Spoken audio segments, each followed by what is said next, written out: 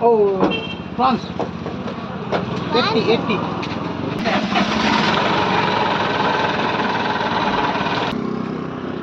ನಾನು ನಾಸ್ಯ. ಇವತ್ತು ನಾವು ಮೀನು ತಗೊಂಡು ಬರ್ಲಿಕ್ಕೆ ಹೋಗಿದ್ವಿ. ಅದು ತಗೊಂಡು ಬಂದಾಯ್ತು. ಬ್ಯಾಗಲ್ಲಿ ಇದು ಕಾರಲ್ಲಿ ಇಟ್ವಿ, ಬ್ಯಾಕ್ ಇದ್ದು ಸೀಟಲ್ಲಿ. ಇವಾಗ ನಾವು ಮನೆಗೆ ಹೋಗಿ ಒಂದು ವಿಚಾರವನ್ನು ತಿಳಿಸ್ತೇವೆ. ಇದು ಬೂತಾಯಿ ಮೀನು ಸಾಂಬಾರ್ ಮಾಡಲಿಕ್ಕೆ, ಇದು ಫ್ರೈ ಮಾಡಲಿಕ್ಕೆ. ಇದು ಯಾವುದು ಮೀನು ಅಂತ ಕಮೆಂಟ್ಸ್ ಮಾಡಿ. ಈಗ ವಿಷಯ ಏನಂತ ಹೇಳಿದ್ರೆ, ನಾನು ನಿಮಗೆ ಕರಿ ಮಾಡಲಿಕ್ಕೆ, ಇದು ಫ್ರೈ ಮಾಡಲಿಕ್ಕೆ ಎಲ್ಲ ಹೇಳಿಕೊಡ್ಲಿಕ್ಕೆ ಹೊರಟದ್ದಲ್ಲ.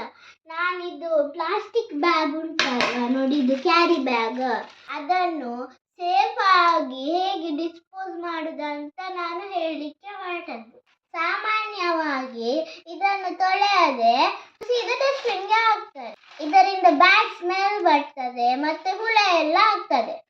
ಇದನ್ನು ಹಾಗೆ ಇದ್ದಾಗ ಅದನ್ನು ರೀಸೈಕಲ್ ಮಾಡಲಿಕ್ಕೆ ಆಗುದಿಲ್ಲ.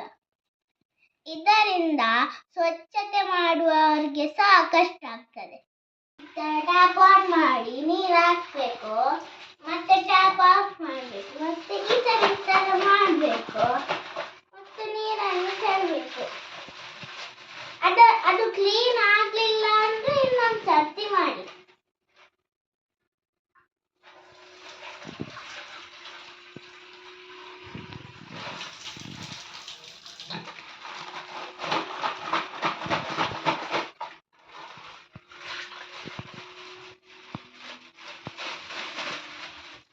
ಎಲ್ಲಾದ್ರೂ ಮನೆಯಲ್ಲಿ ಜಾಗ ಇದ್ರೆ ಈ ತರ ಮಾಡಿ.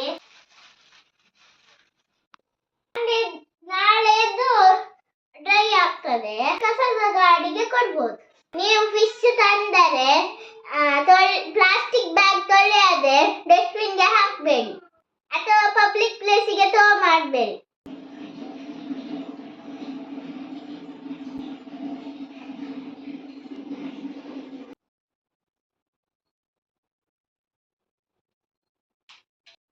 Thank you. ನೆಕ್ಸ್ಟ್ ವಿಡಿಯೋದಲ್ಲಿ ಸಿಗುವ.